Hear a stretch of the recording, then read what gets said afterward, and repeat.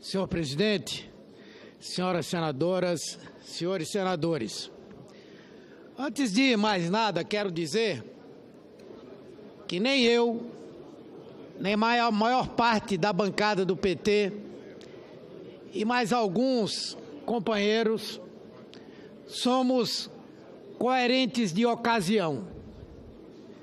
E já tivemos a oportunidade de, em vários momentos, mostrar a nossa coerência. Fomos coerentes quando aqui foi julgado o pedido de prisão do senador Delcídio do Amaral.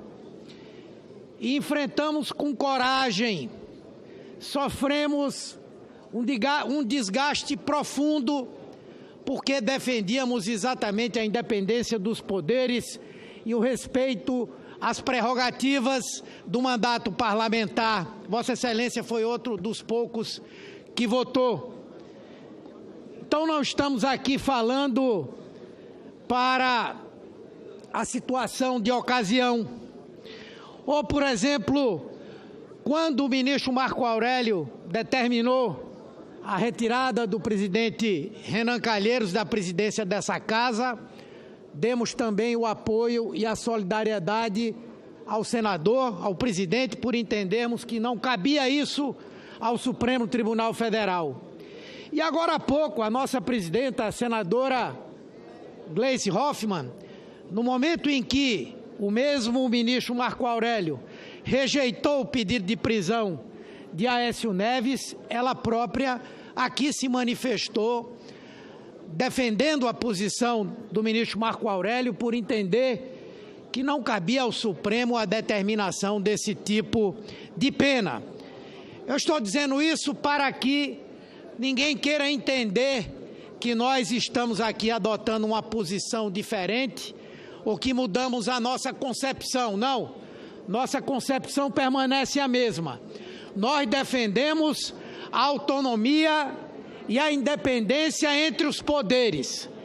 Não pode o Supremo interferir naquilo que é prerrogativa e é responsabilidade do Congresso Nacional, nem pode o Congresso Nacional interferir naquilo que é atribuição do Supremo Tribunal Federal.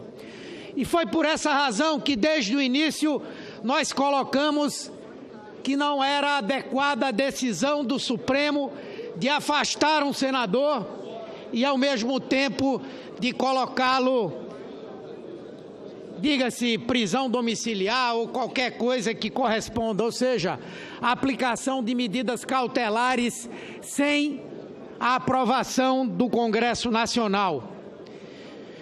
Porém, senhor presidente, senhores senadores, senhoras senadoras, nós aqui temos que raciocinar com a Constituição, com o direito, mas com a política.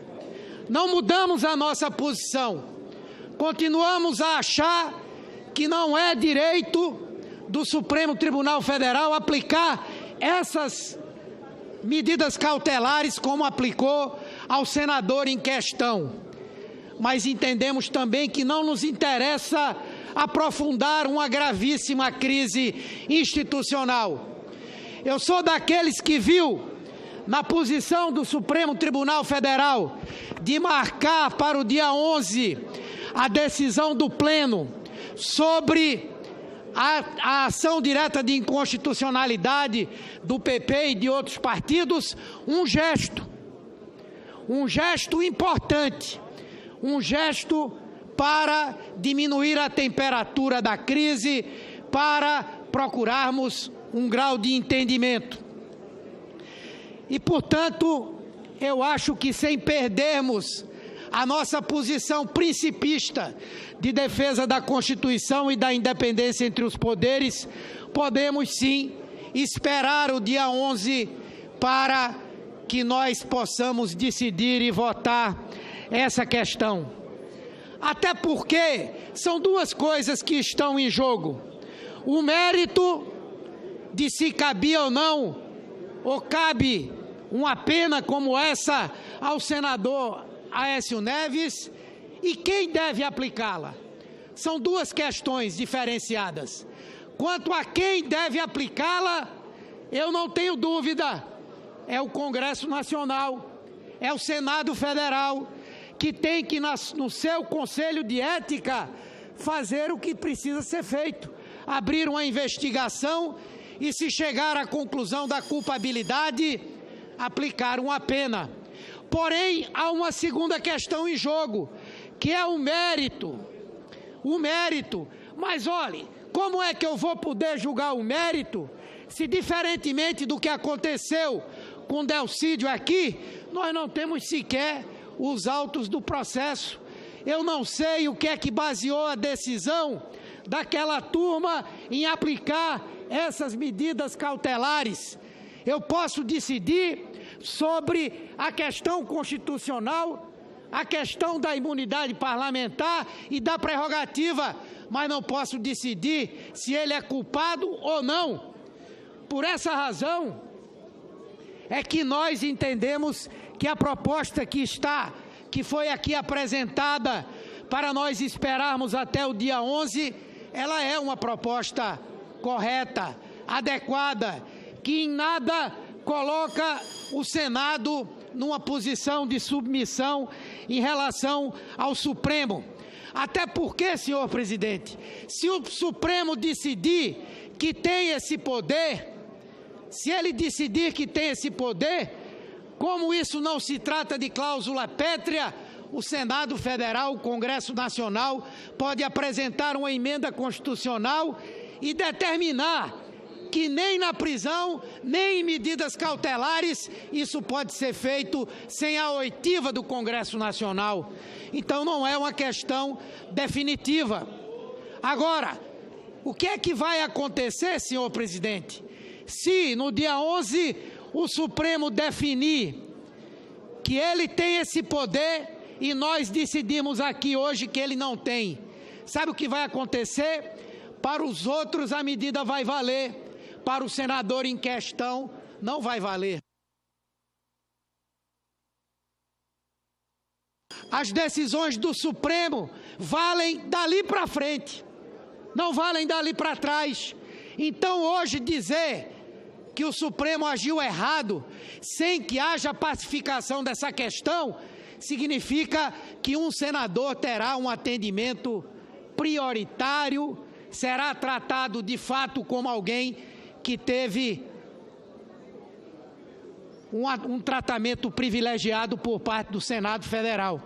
Então, por essa razão, para que nós não venhamos a cometer esses equívocos, para que nós não venhamos a colocar água no moinho da crise institucional, eu acho, senador Renan Calheiros, eu respeito muito Vossa Excelência, a coragem, a coerência de Vossa Excelência, mas mudarmos a data da votação aqui não é de forma nenhuma abrirmos mão das nossas prerrogativas, mas é nós olharmos para o Brasil, é nós olharmos para o papel que esse Congresso precisa e deve ter. E digo aqui com todas as letras, que em nada mudamos a nossa posição. Consideramos que o Supremo errou, não tem essa prerrogativa e não pode continuar agindo assim enquanto não houver uma interpretação pacificada do que diz a Constituição e o Código Penal. Mas nem por isso nós vamos deixar um caminho aberto para que o entendimento aconteça. A quem interessa aprofundar a crise institucional? Eu acho que são aquelas vivandeiras, até pouco tempo, vivandeiras de tribunais e que muito em breve vão virar as vivandeiras de quartéis. Muito obrigado, senhor presidente. Concedo a palavra à senadora Cátia Abreu.